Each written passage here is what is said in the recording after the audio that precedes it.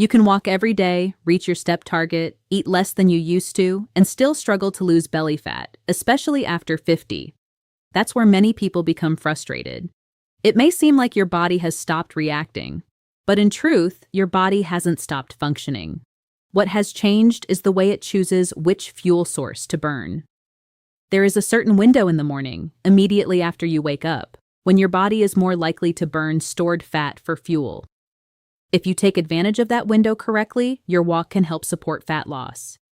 If you don't, the exact same walk will mostly burn the food you recently consumed. In this video, I'll explain what's going on inside your body, why timing is important, how long you should walk, how intense your walk should be, whether it's safe to walk on an empty stomach, and the one common morning habit that completely blocks the effect. Before diving in, I'd love to know where you're tuning in from. Leave a comment and feel free to ask questions. And don't forget to subscribe and turn on the bell so you never miss the best health advice from our channel. Together, let's build a healthier, stronger tomorrow. 1. Why does belly fat become more difficult after 50? After the age of 50, your body experiences several gradual yet significant changes that directly influence how fat is gained and burned. One of the most important changes is the decline in muscle mass, commonly called sarcopenia. Research from the National Institutes of Health, NIH, shows that adults may lose 3 to 8% of muscle mass per decade after age 30, and this process speeds up after 50. Why is this important? Because muscle is metabolically active tissue. It allows your body to burn energy, even while resting. As muscle mass declines, your resting calorie burn decreases, making fat gain easier and fat loss more difficult. At the same time, your body often becomes more resistant to insulin. This is supported by research from the American Diabetes Association, which shows that insulin resistance commonly rises with age, especially in less active individuals. When insulin resistance increases, 1. Your body keeps glucose circulating longer. 2. More of that energy becomes stored as fat. 3. And a significant amount of that fat accumulates around the waistline. This is why many people notice that weight gain after 50 often settles in the abdominal area. There is also the influence of cortisol, your stress hormone. Studies from institutions such as Harvard Medical School have shown that chronically high cortisol levels are linked to increased belly fat. When stress becomes ongoing, whether from poor sleep, daily pressure, or even excessive exercise, your body becomes more likely to store fat around vital organs as a defense mechanism. So, when you look at belly fat after 50, you are not only looking at calories. You are looking at a combination of lower muscle mass, reduced insulin sensitivity, increased stress signaling, and unless those internal factors are improved, fat loss becomes harder, even with effort.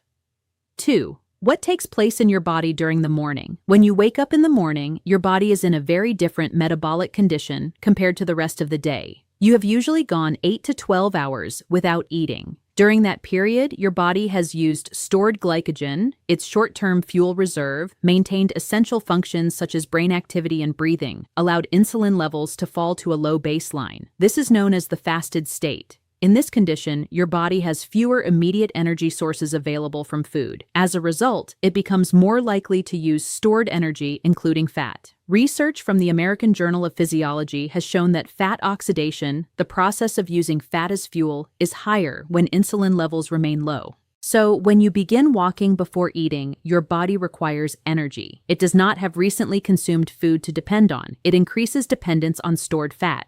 This does not mean 100% of the energy comes from fat, but it shifts the balance more toward fat burning. If you eat first, insulin increases, and your body switches to using that incoming fuel. That is why timing matters. 3. What research shows about fasted exercise? There's been growing interest in fasted exercise, particularly for fat metabolism. In addition to the British Journal of Nutrition study, research from U.S. institutions and sports science departments has shown similar findings.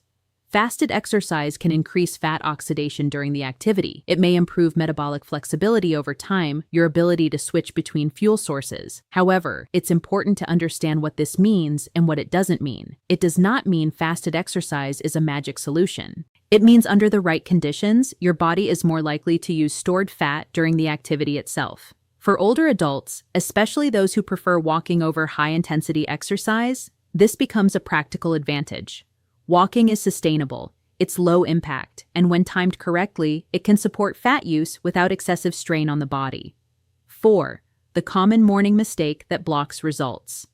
A very common habit among older adults is having something small before leaving the house. This might include coffee with sugar or flavored creamer, a small snack for energy, juice, or a light breakfast. From a comfort standpoint, this makes sense, but metabolically, it changes the situation. Even small amounts of carbohydrates can trigger an insulin response. And when insulin rises, the body reduces fat release. It prioritizes using the incoming nutrients. The fat-burning environment is reduced. This is not about perfection, it's about understanding cause and effect.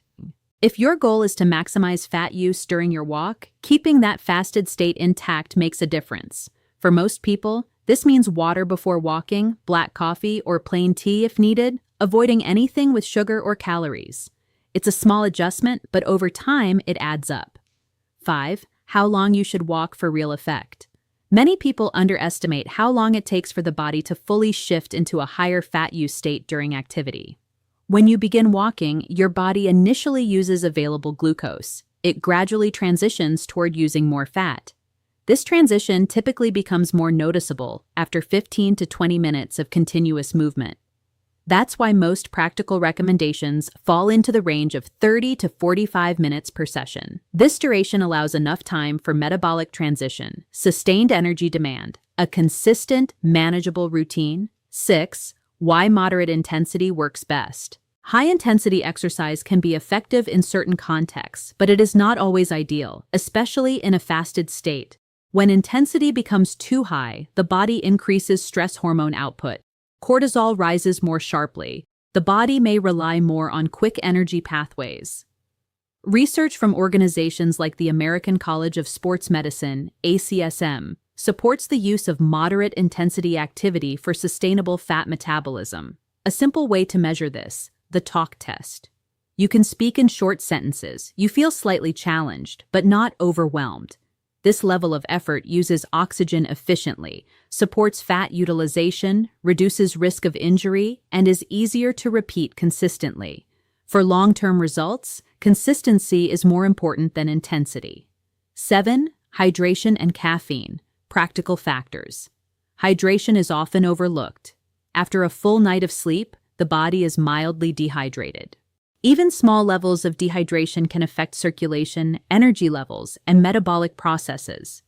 Drinking water before walking helps your body function more efficiently. As for caffeine, research shows that caffeine can increase alertness, enhance the release of fatty acids into the bloodstream. This is why black coffee is often used before exercise. But the key point remains: it must be without sugar or added calories. Otherwise, the benefit is reduced. 8. What happens over weeks? One of the biggest reasons people stop is unrealistic expectations. Fat loss does not happen in a few days, but it does follow a pattern when the routine is consistent. Weeks 1 to 2, improved routine, slight increase in energy. Weeks 3 to 4, reduced bloating, small changes in how clothes fit. Weeks 6 to 8, noticeable reduction around the waist, improved walking endurance. Weeks 10 to 12, visible changes, better posture, increased confidence. Research from long-term lifestyle studies shows that consistent moderate activity combined with improved metabolic conditions leads to gradual and sustainable fat reduction. 9. Final takeaway. Walking is not just about movement, it's about when and how your body uses energy. After 50, results depend less on doing more and more on doing things in the right order. Walking on an empty stomach helps create a low insulin environment, encourages the use of stored energy, and fits naturally into a daily routine.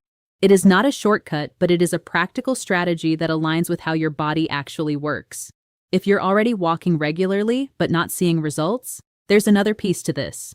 Many people make small walking mistakes without realizing it that reduces the effectiveness of what they're doing. In our previous video, we break those down clearly and show how to fix them. Watch that video next. It connects directly to what you learned here. And before you go, let me ask you, what has been the biggest challenge for you after 50? Losing belly fat, staying consistent, or maintaining energy? Let me know in the comments.